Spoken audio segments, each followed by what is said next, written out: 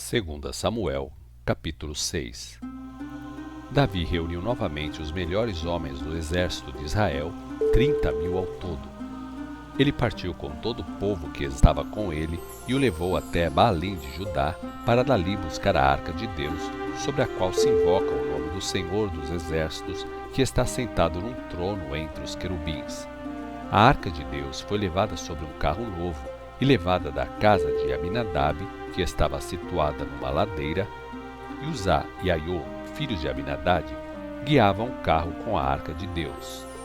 Aiô ia à frente dela, e logo atrás vinham Davi e os outros israelitas. Eles marchavam alegres, agitando ramos de árvores ao som de instrumentos musicais, como liras, harpas, tambores, pandeiros e símbalos. Quando passavam pelas terras de Nacon, os bois que puxavam a arca tropeçaram, e Uzá levou à mão a arca de Deus para protegê-la. Deus irou-se com a sua atitude de irreverência e fez com que Uzá caísse morto ali mesmo, ao lado da arca de Deus. Davi ficou muito triste porque o Senhor havia castigado Uzá e chamou aquele lugar de Pérez-Uzá. Este lugar continua com esse nome até hoje. Naquele dia, Davi temeu o Senhor, por isso perguntou: como poderei levar a arca do Senhor para casa? Por isso, resolveu não levar mais a arca do Senhor para a cidade de Davi.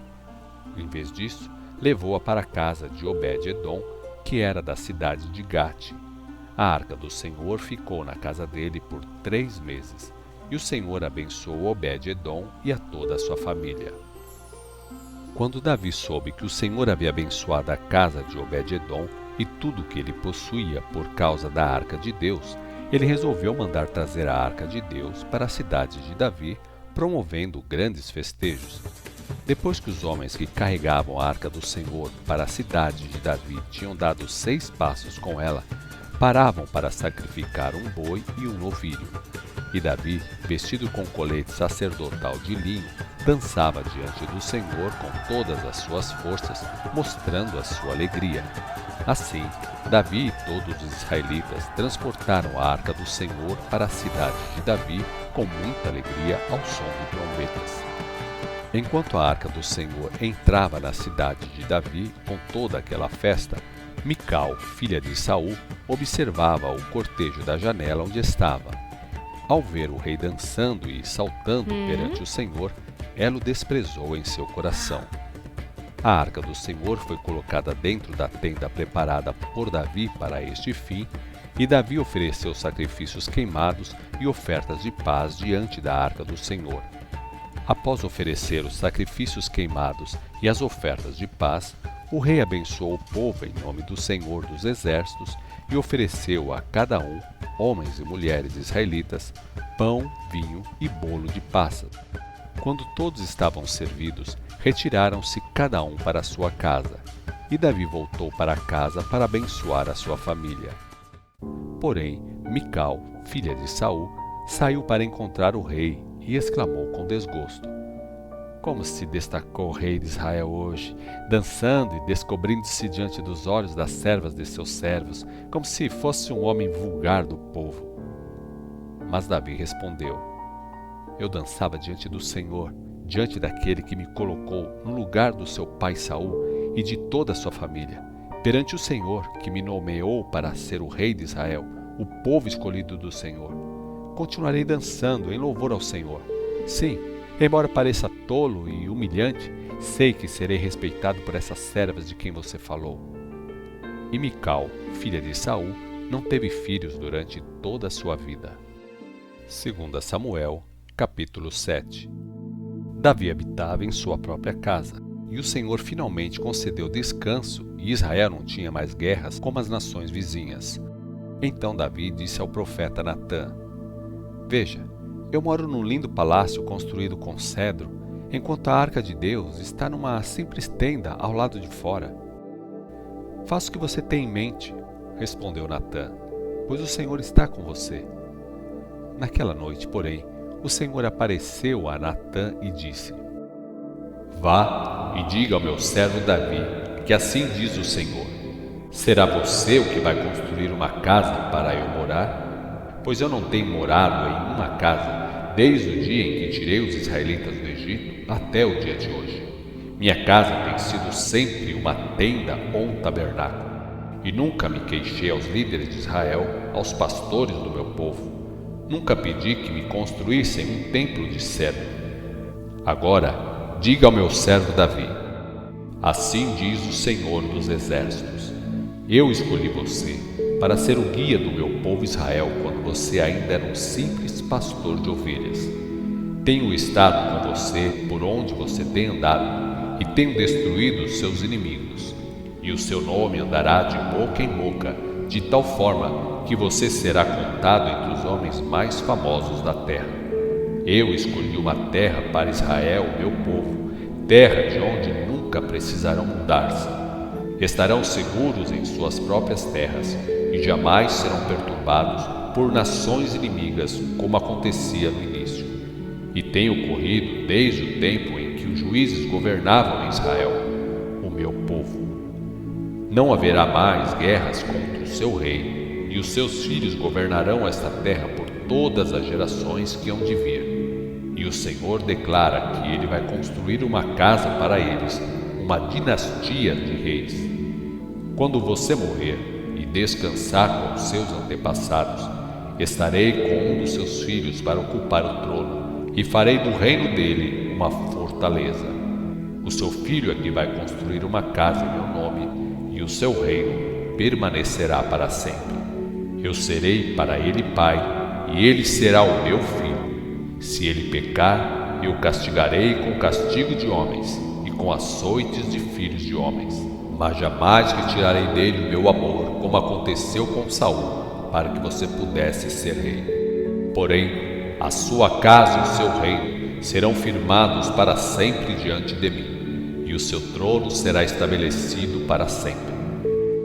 Assim, Natã procurou Davi e contou tudo que o Senhor havia revelado.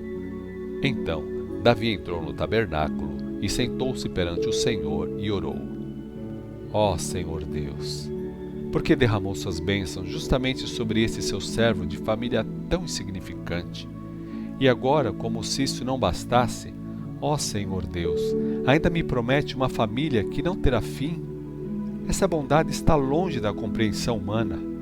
Ó Senhor Deus, pois o Senhor Deus conhece o seu servo e sabe como sou. E o que posso eu falar? Tudo isso o Senhor faz porque assim prometeu de acordo com a sua própria palavra e de acordo com a sua vontade. Quão grande é o Senhor Deus! Não há ninguém como o Senhor, não há outro Deus senão o Senhor, conforme tudo que temos ouvido dizer. Que outra nação sobre a terra tem recebido tantas bênçãos quanto o seu povo Israel, a única nação da terra que o Senhor, ó Deus, resgatou para dela fazer o seu povo e assim fazer o seu nome conhecido. O Senhor realizou coisas grandes e maravilhosas, livrando o seu povo do Egito e dos deuses deles. Livrou-os para que o seu nome fosse glorificado. O Senhor escolheu Israel para ser o seu povo exclusivo, e o Senhor se tornou o seu Deus. E agora, Senhor Deus, confirme para sempre a promessa que fez em relação ao seu servo e à sua descendência, para que o seu nome seja engrandecido para sempre, e todos digam: o Senhor dos Exércitos é o Deus de Israel, e a descendência do seu servo se manterá diante do Senhor. Ó Senhor dos Exércitos, Deus de Israel, o Senhor mesmo revelou ao seu servo quando disse: estabelecerei uma dinastia para você. Essa revelação de sua parte me levou a fazer esta oração. Agora, ó Senhor Deus, o Senhor é Deus, as suas palavras são verdadeiras e a sua promessa é boa para mim. Agora, por sua bondade, sejam cumpridas as suas palavras. Abençoe seu servo e abençoe a sua família, para que ela continue para sempre diante da sua presença, pois assim prometeu o Senhor Deus. 2 Samuel, capítulo 8. Depois disso, Davi derrotou os filisteus e conquistou aquela região e acabou com o poder deles. Ele também destruiu a terra de Moabe e depois da destruição, Davi colocou os moabitas em diversas fileiras, usando uma corda para isso. Fez com que eles se deitassem no chão, separando 2/3 dos homens de cada fileira para serem mortos. Os homens restantes ficaram para servir a Davi e pagar imposto. Davi destruiu também as forças do rei Hadadezer, filho de Reobe, rei de Zobá, numa batalha na região do rio Eufrates, onde Hadadezer tentava restabelecer o seu domínio. Davi prendeu 1.700 homens da cavalaria, 20.000 homens da infantaria, mandou alejar todos os cavalos dos carros de guerra, menos aqueles que guardou para si, ou seja, cavalos suficientes para 100 carros. Davi destruiu ainda 22.000 sírios que vieram de Damasco para ajudar o rei Hadadezer, rei de Zobá. Davi colocou guardas do seu exército em Damasco, assim os sírios de Damasco se tornaram seus servos e pagaram tributo a ele anualmente. E o Senhor ia concedendo vitórias a Davi por onde quer que ele ia. Os escudos de ouro usados pelos oficiais do rei Hadadezer foram levados por Davi para Jerusalém. Também levou grande quantidade de bronze das cidades de Betá e de Berotai, que pertenciam a Hadadezer. Quando Toi, rei de Ramate, ficou sabendo das vitórias de Davi contra o exército de Hadadezer, mandou seu filho Jorão saudar Davi e parabenizá-lo, pois o rei de Ramate e Hadadezer eram inimigos. Toi mandou por meio de Jorão presentes de ouro, prata e bronze. O rei Davi dedicou esses presentes de prata, ouro e bronze ao Senhor, bem como o ouro e a prata que ele havia tomado das nações que conquistara, de Edom, de Moabe, dos Amonitas, dos Filisteus, de Amaleque e Hadadezer, filho de Reobe, rei de Zobá. E assim, Davi se tornou ainda mais famoso quando voltou da batalha em que matou 18.000 homens edomitas no Vale de Sal. Em Edom, também colocou guardas do seu exército, obrigando toda a nação de Edom a pagar imposto a Israel. O Senhor estava com Davi e fazia dele um homem vitorioso por onde quer que ele ia. Davi foi um rei justo, tratando com igualdade todo o povo de Israel. Joabe, filho de Zeruia, era o comandante do seu exército. Josafá, filho de Ailute, era quem registrava os acontecimentos históricos. Zadok, filho de Aitube, e Aimeleque, filho de Abiatar, eram sacerdotes. Seraías era o secretário particular do rei. Benaia, filho de Joiada, era o comandante do guarda do rei, que comandava os queretitas e os peretitas, e os filhos de Davi eram seus ministros.